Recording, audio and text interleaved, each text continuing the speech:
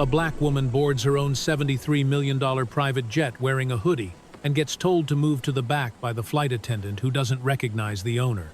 What happens next will change everything. If you believe dignity matters more than appearance, hit that like button and subscribe for stories that challenge how we see each other. The black Tesla Model S pulled into Fulton County Airport at 6:28 a.m., 2 minutes ahead of schedule, which was exactly how Maya Richardson preferred things. She stepped out into the cool Atlanta morning alone, no driver waiting to take her keys, no assistant rushing ahead with her bags. Just Maya. A worn leather backpack slung over one shoulder, and the weight of a decision 20 years in the making. She handed the key fob to the young valet, a service she paid for monthly at this private terminal, and watched him drive the Tesla toward the executive parking hangar. When she returned from Chicago, the car would be waiting detailed and charged exactly where she needed it. She was 42 years old, though most people guessed younger, her skin smooth and rich, like polished mahogany, her natural hair pulled back into a simple bun. She wore her MIT hoodie, the black one she'd owned since senior year, faded now and soft from 1,000 washes. Dark jeans, white Nike Air Force, ones that had seen better days. No jewelry except a simple silver ring on her right hand, the one her mother had worn every day of her nursing career. To anyone watching, she looked like a graduate student running late for a conference. Not the founder and CEO of a $5.1 billion medical logistics empire, a company in which she still held 62% equity, making her personal net worth approximately $3.2 billion. That was the point. Maya had learned long ago that the way people treated you when they didn't know your net worth told you everything you needed to know about their character, and she'd built an entire philosophy around that principle. She walked through the private terminal, nodding at the woman behind the desk, who knew exactly who she was, had checked her in dozens of times before. Maya paused to review the passenger manifest on the desk tablet. Richardson, Maya owner, primary, Pemberton Richard Charter guest, Midwest Logistics Corp, Chen, A.T., Jazin.Ome, 234, Dorothy guest, Webb Marcus guest. She noted Richard's name with a flicker of dark satisfaction. Her assistant had arranged for Midwest's representatives to fly on her aircraft as a courtesy gesture during the acquisition. They had no idea whose plane they'd be boarding. Maya stepped out onto the tarmac where her aircraft waited. The Bombardier Global 7500 gleamed in the early light, its white fuselage catching the pink and orange of sunrise. Tail number November X-ray Sierra 7. $73 million of engineering perfection registered under Nexus Health Logistics LLC. Managed by Sky Aviation. Maya owned it outright, though she'd chartered it through the management company to handle crew and maintenance, which meant she rarely dealt with the same flight attendants twice. She climbed the stairs, the familiar scent of leather and coffee greeting her as she stepped inside. The cabin was everything you'd expect from a top-tier private jet, cream-colored leather seats, polished wood accents, soft lighting that adjusted automatically to time of day. She moved to her usual spot, row 2, window seat, and settled in, pulling out her iPad to review the acquisition documents one more time. Project Homecoming, the file was labeled.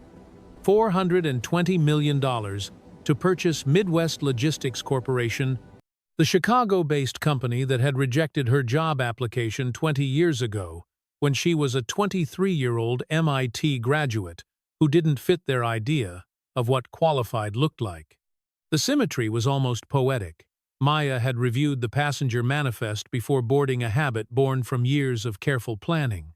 3 names herself, Richard Pemberton listed as Midwest Logistics representative, and 2 other guests she'd invited for the post-signing celebration.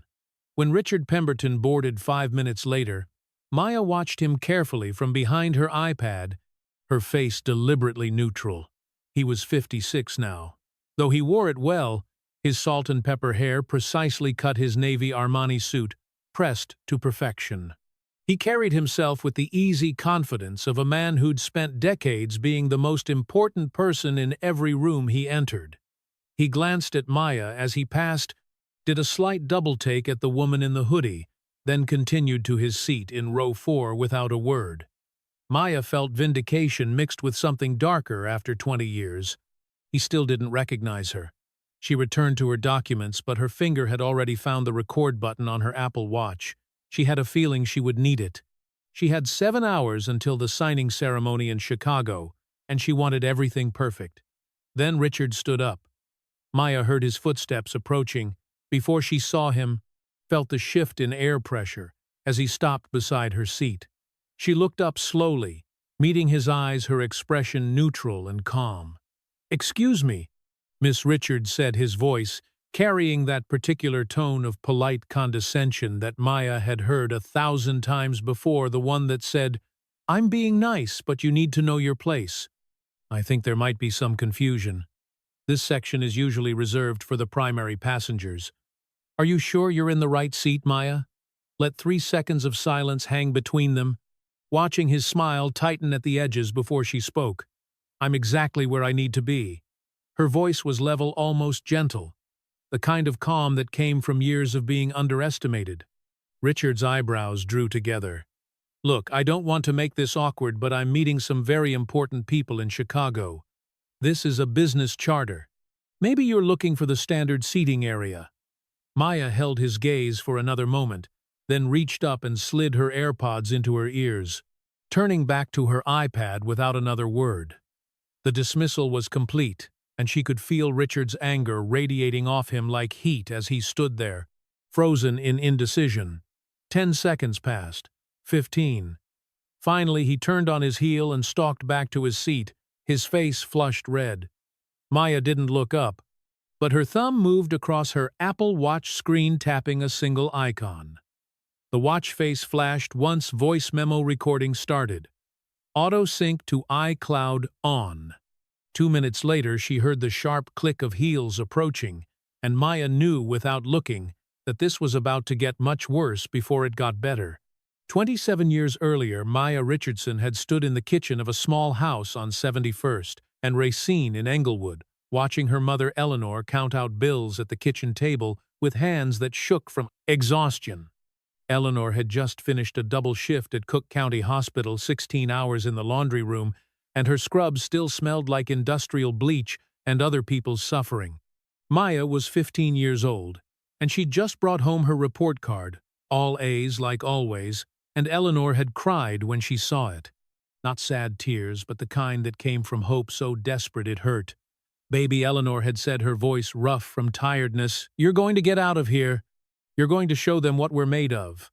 Maya had believed her because she'd had to, because the alternative was accepting that this was all there would ever be.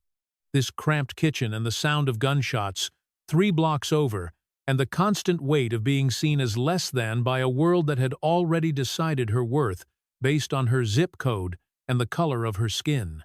6 years later, Maya sat in a corporate office in Chicago's Loop District, wearing a black suit she'd bought at a thrift store, and altered herself. Her portfolio spread across the desk in front of Richard Pemberton, who was then the Vice President of Human Resources at Midwest Logistics Corporation. She'd aced 3 rounds of interviews, impressed everyone with her supply chain optimization models, and now she sat across from the man who would make the final decision. Richard had looked at her resume, at the MIT degree magna cum laude, at the recommendations from professors who'd called her brilliant, and then he'd looked at her, really looked at her. And Maya had seen something shift in his expression. "Can I be frank with you, Maya?" he'd said, leaning back in his leather chair. "Your technical skills are clearly strong, but our clients are traditional. Fortune 500 executives, manufacturing chiefs, old-school guys. They expect a certain presentation. Do you think you can handle that environment?" Maya had felt something cold settle in her stomach. The familiar sensation of being reduced to her skin color in real time, but she'd kept her voice steady. "I believe my work speaks for itself, sir." Richard had smiled, a thin expression that didn't reach his eyes. "Of course. Of course. But culture fit matters too. You understand." She'd understood perfectly. 5 days later, the rejection email arrived. "After careful consideration, we have decided to move forward with other candidates who better align with our company culture and client expectations. Maya had sat in her studio apartment in Southside Chicago, the same neighborhood where her mother still worked double shifts, and she'd cried. Not because she thought she wasn't good enough, but because no matter how hard she worked, how smart she was, how perfect her credentials, there would always be people who looked at her and saw only what they'd been taught to see, someone who didn't belong. Eleanor had held her that night, had whispered the same words she'd been saying since Maya was old enough to understand, "Baby, this is not about you not being good enough. This is about them being too small to see your greatness. You're going to build something bigger than they ever dreamed." And Maya had.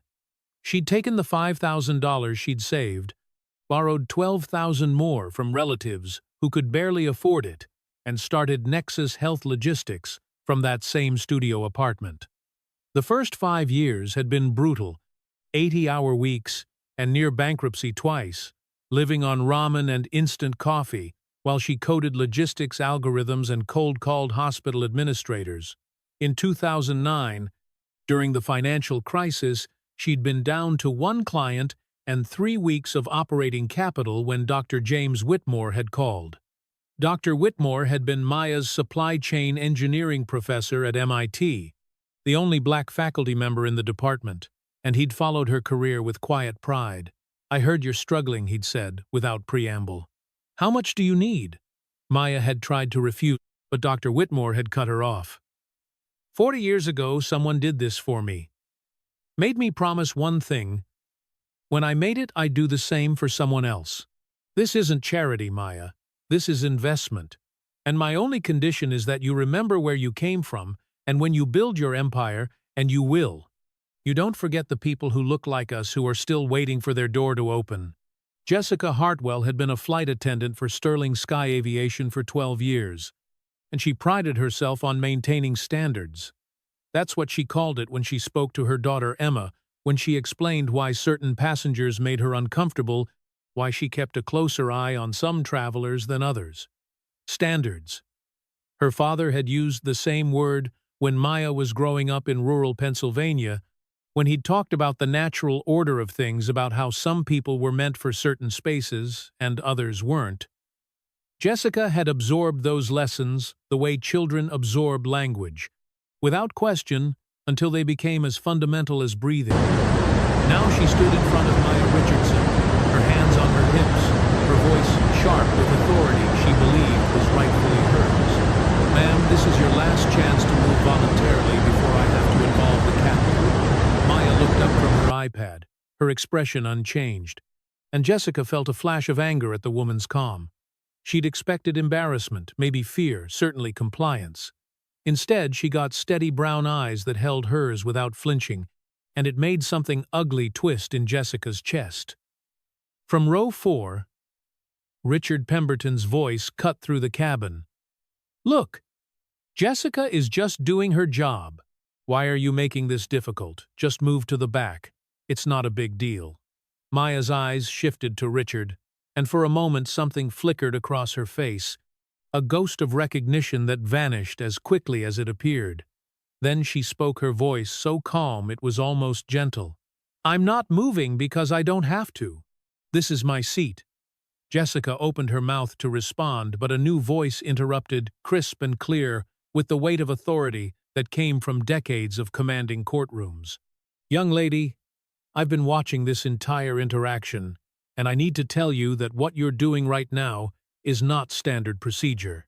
It's harassment." Dorothy Chen rose from her seat in row 6, a 71-year-old Chinese-American woman with silver hair and gold-rimmed glasses, wearing a navy blazer and an expression that could freeze water. Jessica had glanced at the passenger manifest that morning, had seen the name Chen, and made her own assumptions, never bothering to read the full profile that would have told her she was looking at a retired federal district court judge who'd spent 35 years on the bench. "Excuse me, ma'am, but this doesn't concern you," Jessica said, her voice tight. Dorothy's smile was thin and sharp as a knife. "It concerns me when I witness discrimination happening 3 feet from my seat. I'm Judge Dorothy Chen, retired from the Federal District Court, Northern District of Illinois, and I'm telling you that you need to step back and verify your facts before you escalate this further." She held up her iPad, and Jessica felt her stomach drop. "I've been recording this conversation since you first approached this passenger. Audio and video. Time-stamped, backed up to cloud." Richard Pemberton had gone pale. "Wait, Judge Chen, I didn't realize." Dorothy turned her sharp gaze on him. "And you, sir, you initiated this confrontation. You assumed this woman didn't belong here based on what exactly? Her clothes, her race. No, I just thought."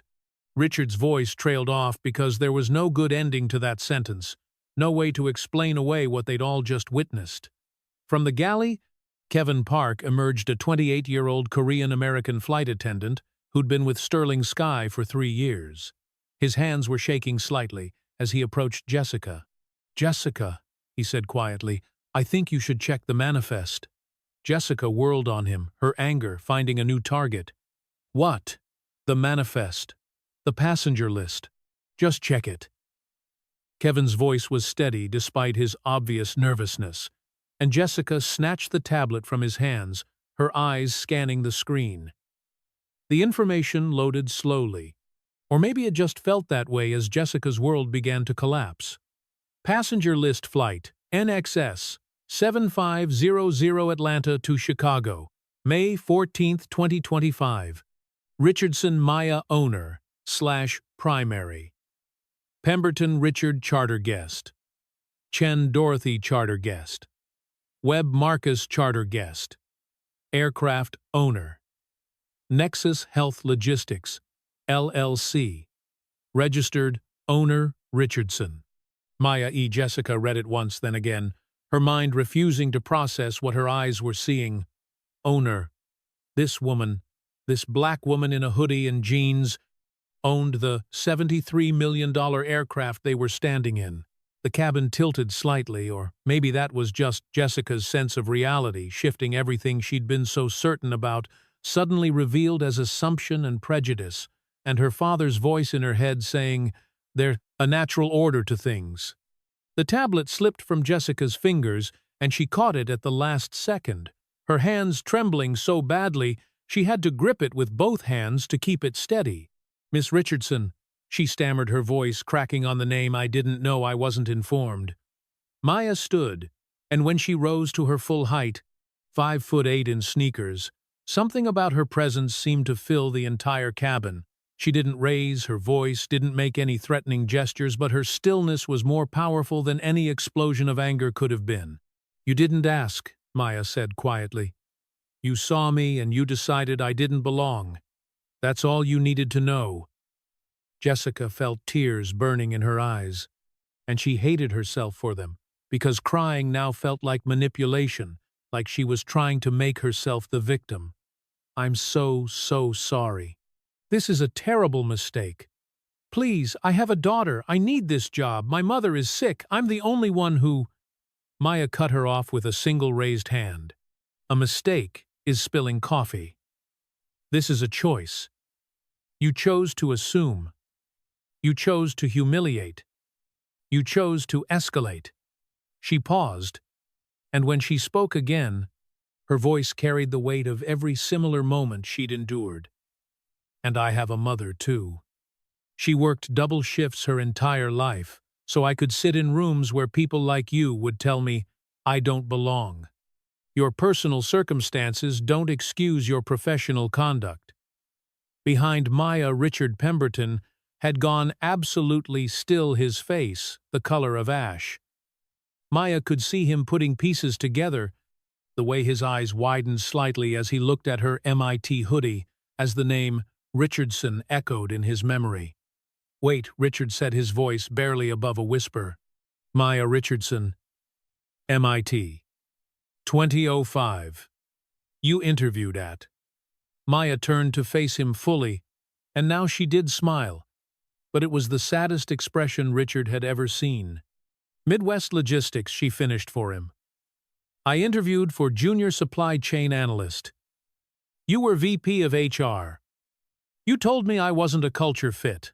Richard's legs seemed to lose their strength, and he sat down heavily in the nearest seat, which wasn't his assigned one, but nobody was going to correct him now. "Oh my God," he breathed. "You're the buyer, yes," Maya said, and there was something almost gentle in her voice, the tone you might use with someone who'd just received devastating news. "I'm the buyer. Your company is being acquired by Nexus Health Logistics. The papers you're flying to Chicago to sign, they're my papers. The $420 million that's going to save your company from bankruptcy, that's my money. And the CEO position you were promised in the merger, that's my decision." The words hung in the air like smoke, and Richard felt 20 years of certainty crumble. He remembered that interview, now remembered the sharp young woman with the brilliant portfolio, remembered the conversation he'd had afterward with the hiring manager, where he'd said carefully that she was qualified on paper. But he wasn't sure about the fit with their client base. You know what I mean. And the hiring manager had known exactly what he meant. They'd hired a white guy with a 2.8 GPA from University of Illinois, instead someone who looked right, who fit the image. "I didn't recognize you," Richard said, and it sounded like a plea. Maya's expression didn't change. "No, you didn't. Because 20 years ago you didn't bother to see me. You just saw someone who didn't look like what you thought success should look like. And today you did it again." The cockpit door opened, and Captain Thomas Kane emerged, a 52-year-old veteran pilot with 15,000 hours of flight time and a reputation for integrity. He'd been listening through the intercom, had heard every word, and his face was set in hard lines as he approached.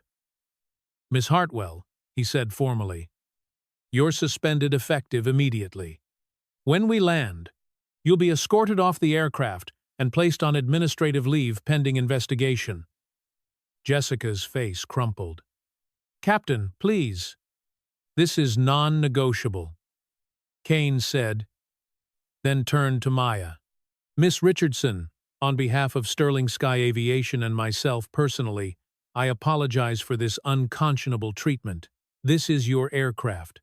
You should never have been subjected to this."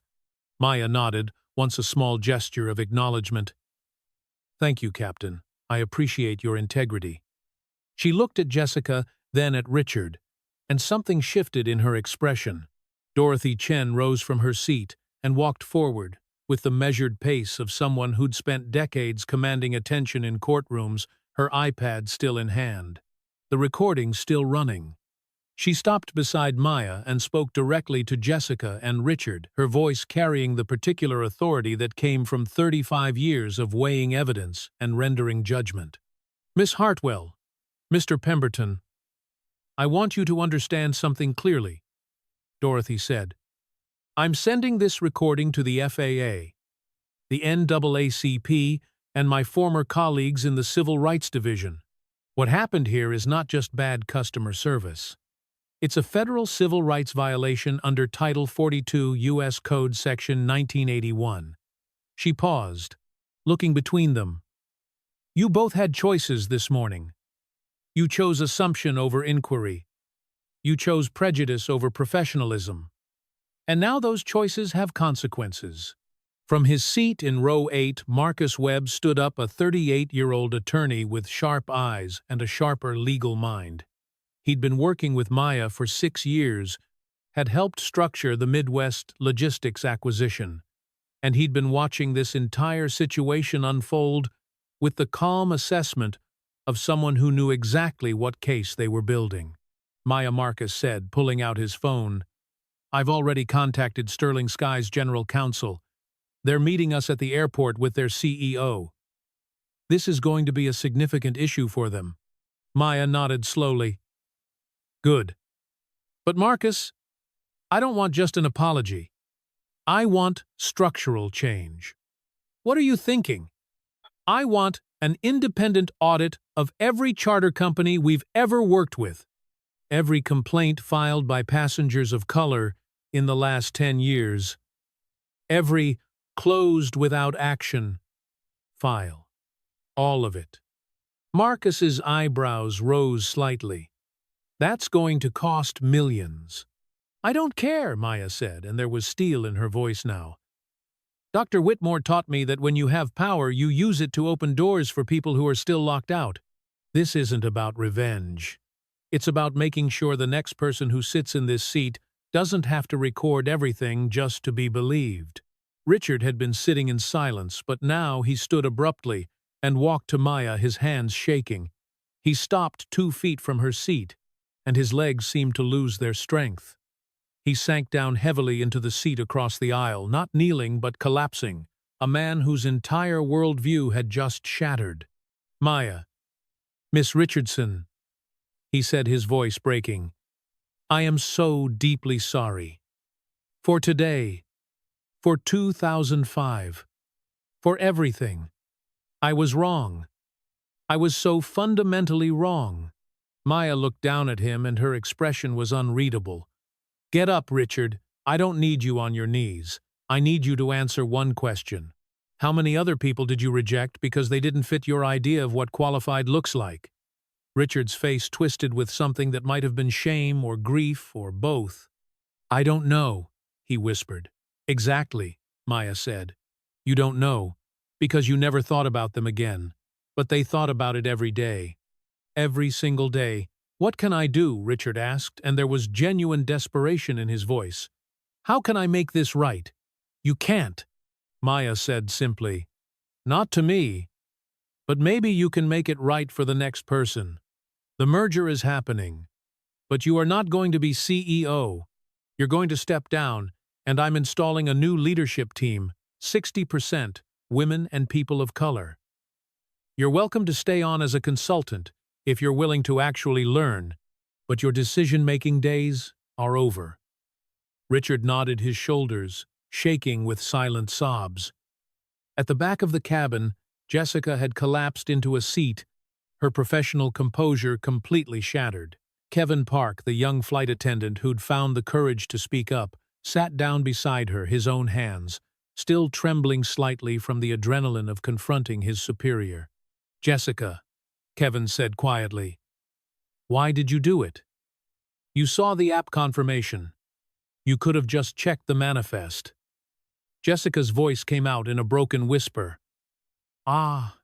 Because I was raised to believe that people like her don't belong in spaces like this. My dad used to say, there's a natural order to things, and I just absorbed it. I never questioned it." She looked up at Kevin, mascara streaking her face.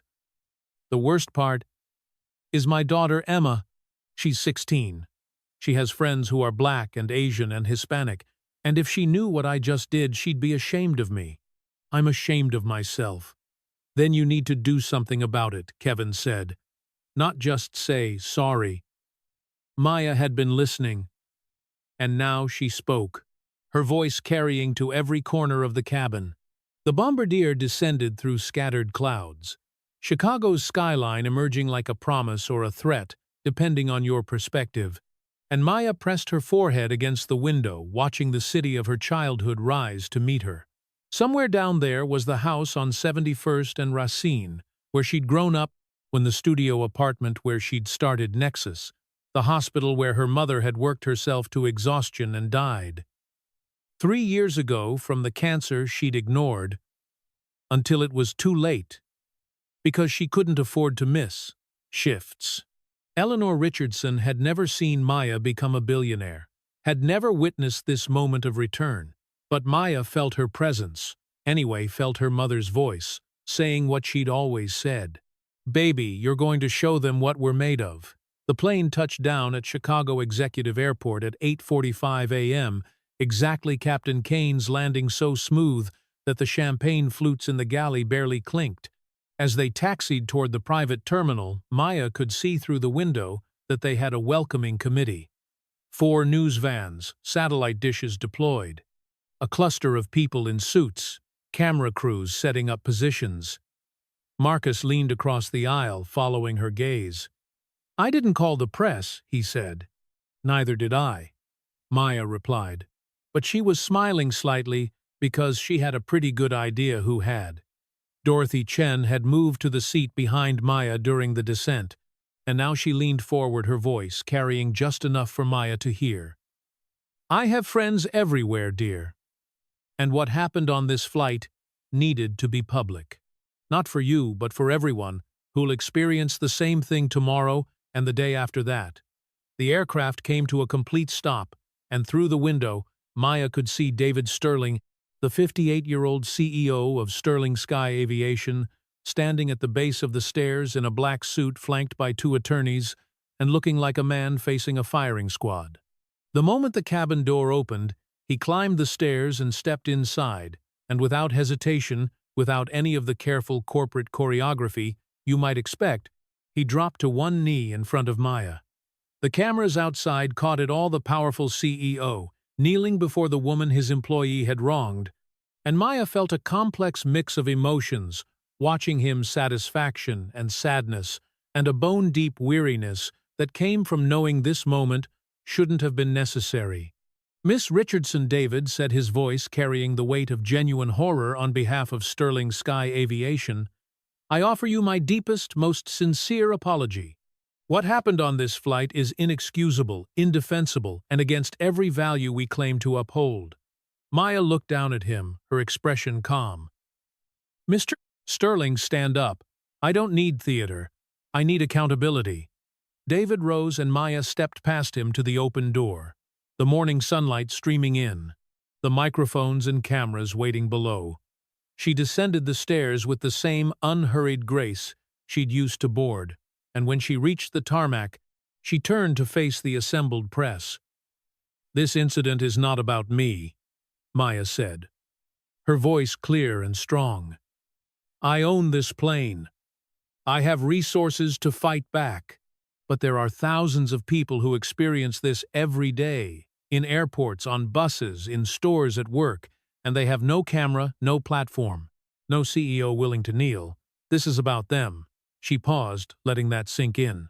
"If Sterling Sky Aviation is serious about change, I have 3 demands. 1 immediate independent audit of all discrimination complaints filed in the last 10 years. 2 mandatory bias training for every employee every quarter with accountability metrics. 3 a $5 million contribution to a new fund I'm establishing, the Invisible Worker Legal Defense Fund. If you agree, we can continue our contract. If not, I'll find another charter company." David Sterling's face went pale. A $5 million commitment required board approval, shareholder consultation. But he also knew that Maya Richardson represented 12% of Sterling Sky's annual revenue, and losing her contract would devastate their stock price. More importantly, the video was already going viral, and every second he hesitated would be seen as defending the indefensible. "Miss Richardson," he said carefully, "I agree to demands 1 and 2 effective immediately. For the $5 million contribution, I need 48 hours to convene an emergency board meeting. But I give you my word, and I'm saying this on camera, that I will personally recommend full acceptance, and I will resign if the board refuses." He met her eyes. "Is that acceptable?" Maya studied him for a long moment, then nodded once. 48 hours. "And Mr. Sterling, I'll be watching." 2 days later, Sterling Sky Aviation's board of directors convened an emergency meeting via video conference from 5 time zones. David Sterling presented Maya Richardson's 3 demands, along with projections showing what losing her contract would cost: $28 million in annual revenue, catastrophic damage to the brand, and probable shareholder lawsuits. The vote took 4 minutes. Unanimous approval. Sterling called Maya personally at 4:17 p.m. on the second day, 11 hours before his deadline. "The wire transfer for $5 million will be initiated within 24 hours, he said, his voice steady, despite the exhaustion evident in his tone. "Our board has also approved a matching contribution of $2 million annually for the next 5 years. And Miss Richardson, thank you. You could have destroyed us. Instead, you're giving us a chance to be better." Maya's response was measured. "Don't thank me yet. Mr. Sterling, I'll be watching to see if this is real change or just damage control. And that annual contribution, I'll hold you to it." The reporters erupted with questions, but Maya held up one hand, and they quieted, sensing she wasn't finished. "One more thing," Maya said. "To every service worker watching this, every person who's been told they don't belong, every housekeeper and security guard and flight attendant who's seen discrimination, and been afraid to speak up, I want you to know that I see you. The fund I'm creating is for you, and we're going to make sure the next time this happens, you have the resources to fight back. Behind her, two attorneys, from the Illinois Attorney General's Civil Rights Division, approached Maya with professional courtesy. Miss Richardson, we'll need your formal statement and the video evidence when you're ready. We're opening an immediate investigation. Maya nodded. She glanced back at the aircraft, where Jessica Hartwell stood at the top of the stairs, her face pale, watching the scene unfold. No handcuffs, not yet, this wasn't that kind of arrest. But Jessica knew, as they all knew, that the legal process had begun and there would be no escaping it. The law firm of Morrison and Associates occupied 3 floors of a glass tower in downtown Chicago, and in a conference room on the 32nd floor, lead investigator, Patricia Morrison, spread 8 years of documentation across a table that could seat 20.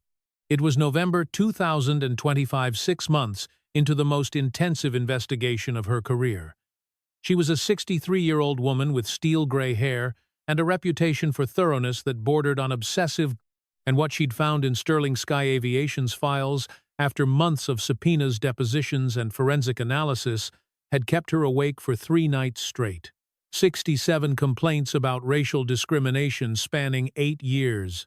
89% from passengers of color, and 94% closed with a 2-word notation, no action. But it was the WhatsApp group chat that had made Patricia pick up the phone and call Maya Richardson directly, her hands shaking with anger as she scrolled through 2 years of messages. The group was called Elite Flight Standards, and it had 8 members, flight attendants and managers who'd created their own private space to discuss what they called non-standard passengers. Patricia had seen a lot in her 40-year career, had investigated corporate fraud and embezzlement and sexual harassment. But there was something particularly insidious about the casual cruelty in these messages, the way discrimination had been normalized into humor and code words. One message from Jessica Hartwell, dated January 2025, just 4 months before the Maya Richardson incident, read, "Honestly, I can always tell who actually belongs in luxury travel and who's just, trying. It's not about clothes. It's about breeding. Some people just don't have it." The word breeding hung in Patricia's mind like a stain. Another message from someone named Brenda Murphy. "Another one in first class today who clearly doesn't belong. Had to remind them about dress code policy, lol." The worst part, the detail that had made Patricia actually gasp when she discovered it, was the email buried in Sterling Sky's HR files, sent 6 months before the Maya Richardson incident by Emma Hartwell, Jessica's teenage daughter. The email was addressed to Patricia Donovan, the HR director, and it read, "To whom it may concern. My name is Emma Hartwell. My mom works for you as a flight attendant. I'm writing because I don't know who else to tell. My mom says things at home that really bother me. She talks about passengers in ways that sound racist. She uses words like 'those people' and 'they don't belong here.' I've tried talking to her, but she says, 'I'm too young to understand how the world works.' I'm scared she's going to do something that hurts someone. Can someone please talk to her? I don't want her to lose her job. I just want her to be better. Please don't tell her I sent this. Emma." The response from Patricia Donovan had been brief and devastating. "Dear Emma, thank you for reaching out. We appreciate your concern. However, without specific incidents or evidence, we cannot take action based on general concerns. If you have specific examples of policy violations, please provide them. Best, Patricia Donovan, HR Director." The email had been closed, filed away, forgotten. Emma Hartwell had warned them, had reached out in what must have been desperation and fear, and Sterling Sky Aviation had done nothing. Now Patricia Morrison sat across from Maya Richardson in the Nexus Health Logistics conference room in Atlanta, a space with floor-to-ceiling windows overlooking the city, and she delivered her findings. Maya listened in silence, her face composed, but her hands gripped together tightly in her lap, and when Patricia finished, Maya was quiet for a long moment. "Emma tried to stop this," Maya finally said. A 16-year-old girl had more moral courage than an entire corporation. Patricia nodded. There's more.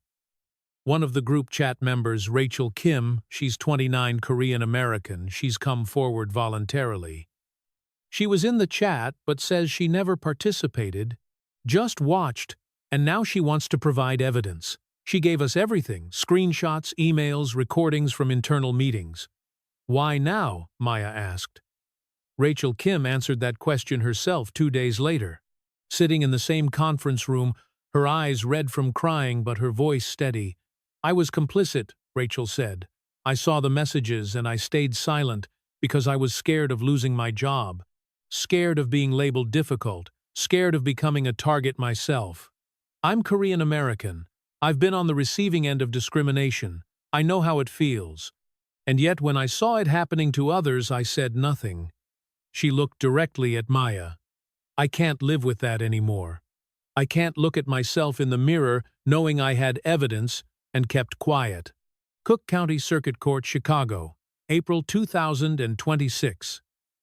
11 months after the incident, and the courtroom was packed beyond capacity, with people standing in the aisles and spilling out into the hallway, all of them here to witness what the media had dubbed the private jet discrimination trial. Jessica Hartwell sat at the defendant's table in a navy suit that was conservative and expensive, chosen by her attorney Gregory Thornton to project respectability and remorse. Her hands folded in front of her and her eyes fixed on the table because every time she looked up, she saw faces in the gallery watching her with expressions, ranging from anger to pity to satisfaction. The charges were assault and federal civil rights violations under 42 U.S. Code Section 1981, and the prosecution had spent 3 days building their case with methodical precision. They'd played the video from Maya's Apple Watch, and Jessica had watched herself on the courtroom screen, had heard her own voice, saying things she couldn't deny or explain away. And something inside her had broken watching, that seeing herself through the eyes of the jury. The prosecution had called Captain Kane, who'd testified about protocol violations and Jessica's failure to check the manifest. They'd called Kevin Park, who described the tension in the cabin and Jessica's escalating aggression. They'd shown the group chat messages, and Jessica had wanted to sink through the floor as her words about breeding and natural order were read aloud in open court. But nothing had prepared her for the moment on day 4, when Assistant State's Attorney Jamal Washington stood and said, "The prosecution calls Emma Hartwell to the stand." Jessica's head snapped up, her eyes finding her attorney's face. "No," she whispered. "They can't. She's my daughter." Gregory Thornton was already on his feet. "Objection, Your Honor. The witness is a minor, and the defendant's child. While Illinois law doesn't grant parent-child privilege in criminal cases, calling a 16-year-old to testify against her mother raises serious concerns about emotional harm and potential coercion. We request an in-camera hearing to ensure the witness is testifying voluntarily." Judge Robert Hartman's expression was grave. "Mr. Thornton, I understand your concern. However, I have reviewed Miss Hartwell's written statement submitted voluntarily through her court-appointed guardian ad litem. I have personally interviewed her in chambers with counsel present to confirm she understands the implications and wishes to proceed. She is not being compelled. She is not being coerced. She is exercising her legal right to provide testimony in a civil rights case." He paused. Objection overruled. "But I'm allowing this with the condition that if at any point Miss Hartwell shows signs of distress that impair her ability to testify, we will immediately recess." Gregory Thornton sat down slowly, his face ashen.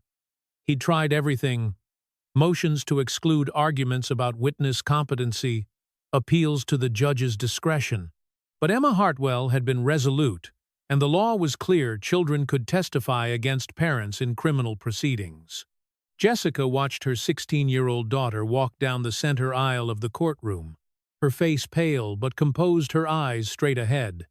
Emma took the witness stand, was sworn in, and for the first time since entering the courtroom, she looked at her mother. Emma, Jamal Washington said gently, "Can you tell the court your relationship to the defendant?" Emma's voice was quiet but steady. "She's my mom. "And why are you here today?" "Because what she did was wrong," Emma said, and now her voice cracked slightly, "and I can't stay silent anymore." The testimony that followed was devastating in its honesty.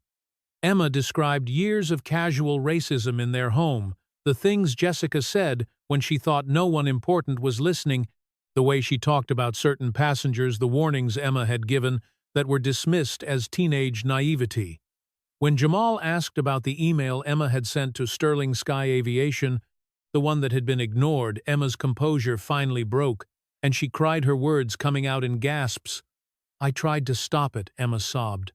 "I told them she was going to hurt someone and they didn't do anything, and now Miss Richardson got hurt because nobody listened to me. Because I wasn't important enough." Gregory Thornton's cross-examination was gentle, almost reluctant, because what could you really say to a teenage girl, testifying against her own mother out of moral conviction? He tried to suggest that Emma was angry about unrelated issues, teenage rebellion, but Emma shut that down immediately. "I love my mother," Emma said, looking directly at Jessica. "That's why I'm here, because I don't want her to stay like this. I want her to change, and lying for her won't help her change."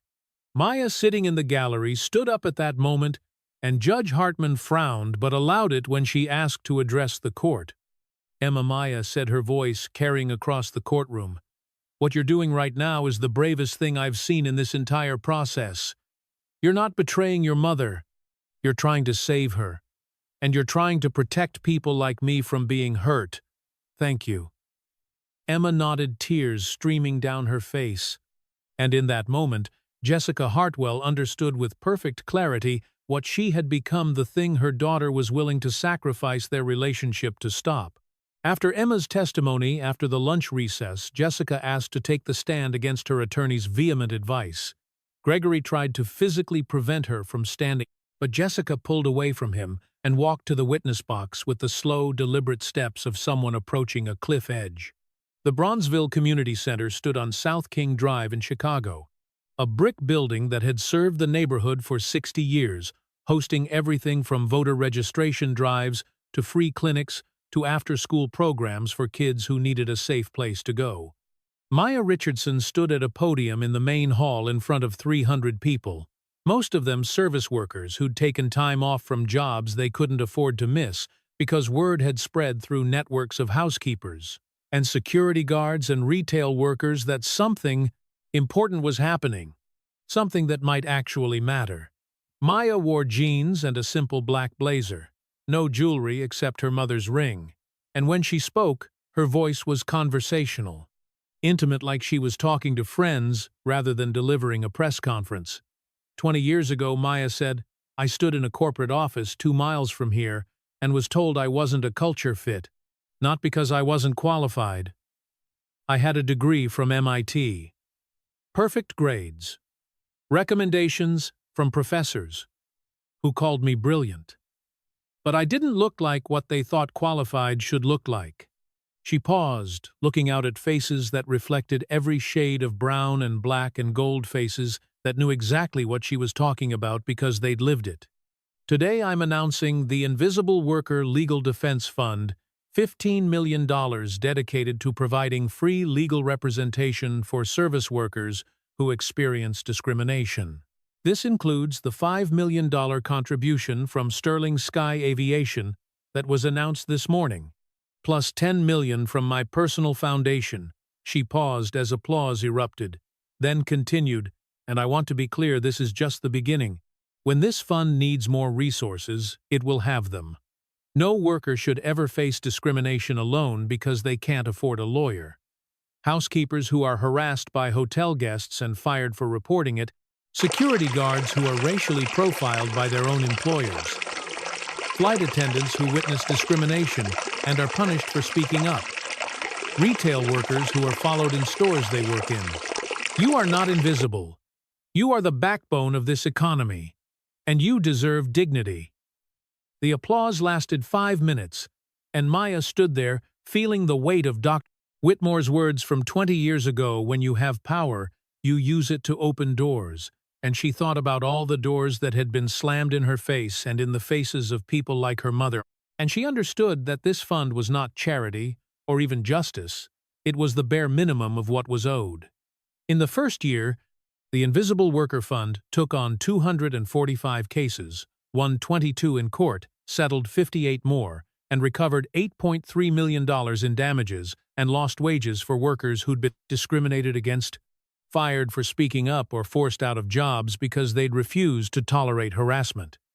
The fund spent $32 million on legal fees, expert witnesses, and case support, but Maya didn't care about the deficit. She replenished the fund with another $20 million from her personal wealth. They provided job training for 1,200 workers, funded 85 full scholarships for children of service workers, and established a 24-hour hotline that received an average of 40 calls a day. But it was the decision Maya made in October 2026, 17 months after the incident, that generated the most controversy and confusion. She called Jessica Hartwell to her office in Chicago, and Jessica came with the hesitation of someone who'd been summoned to hear their sentence, her probation officer having given permission for the meeting.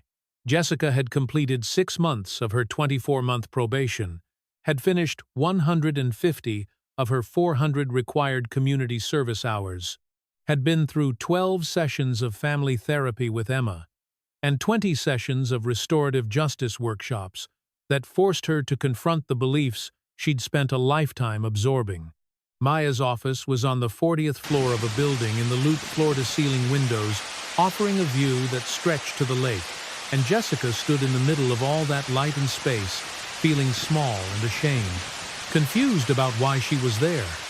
"I have an offer for you," Maya said, without preamble.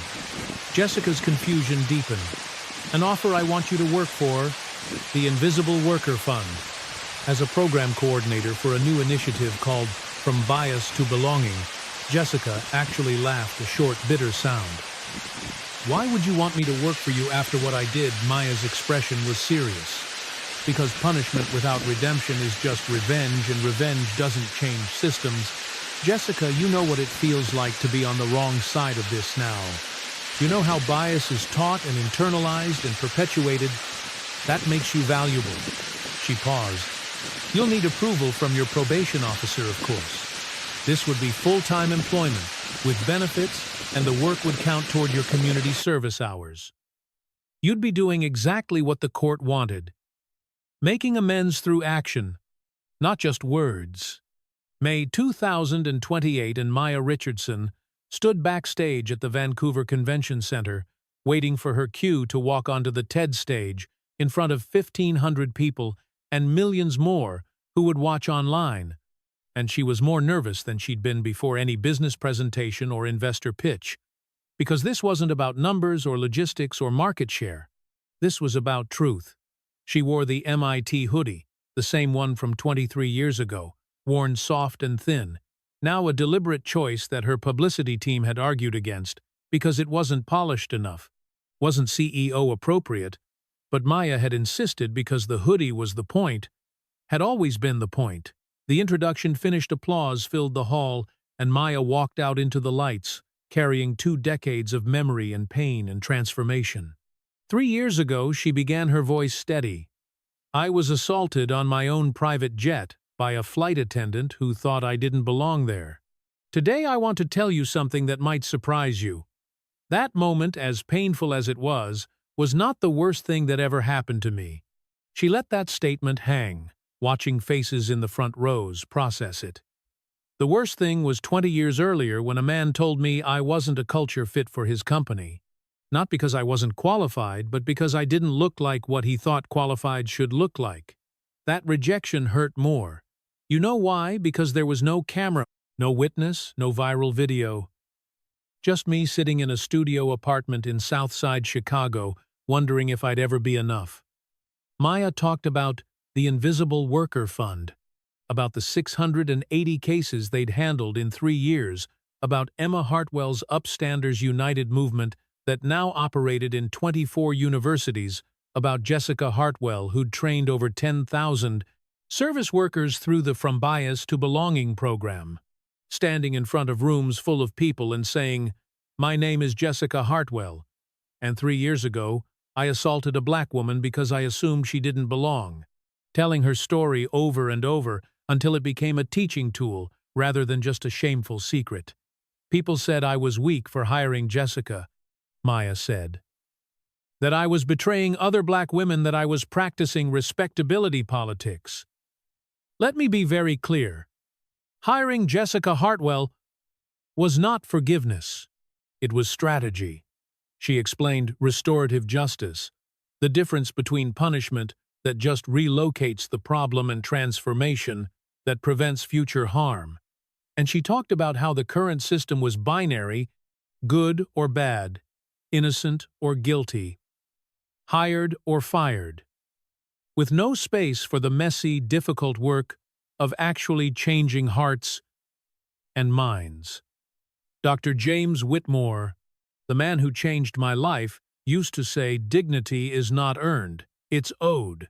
And if someone can't see yours, that's their blindness, not your deficiency. Maya's voice grew stronger. I spent 20 years proving I was enough. I don't do that anymore. Because the problem was never me. The problem is a system that teaches people to judge by sight instead of substance. The standing ovation started before she finished her final words, but Maya pressed on, needing them to hear the challenge. The next time you see someone being treated like they don't belong, don't be the aggressor, don't be the bystander, be the upstander. Press, record, speak up, use your privilege to open doors. And if you're someone who has caused harm, don't hide in shame. Face it, own it, and spend the rest of your life making sure no one else suffers the way your victims did. That's not soft. That's the hardest thing you'll ever do. But it's the only thing that actually changes the world. Backstage afterward, Maya's phone buzzed with a text from Emma Hartwell, now 19, and studying social justice at University of Chicago. You were amazing. Mom watched too. She's crying, but the good kind. Thank you for giving her the chance to become better. Maya smiled, thought about Eleanor Richardson, who'd worked herself to death so her daughter could sit in rooms where people said she didn't belong. Thought about Dr. Whitmore, who'd believed in paying it forward. Thought about Dorothy Chen, who'd pressed record when she could have looked away. Thought about Kevin Park and Rachel Kim, who'd found courage when silence would have been easier.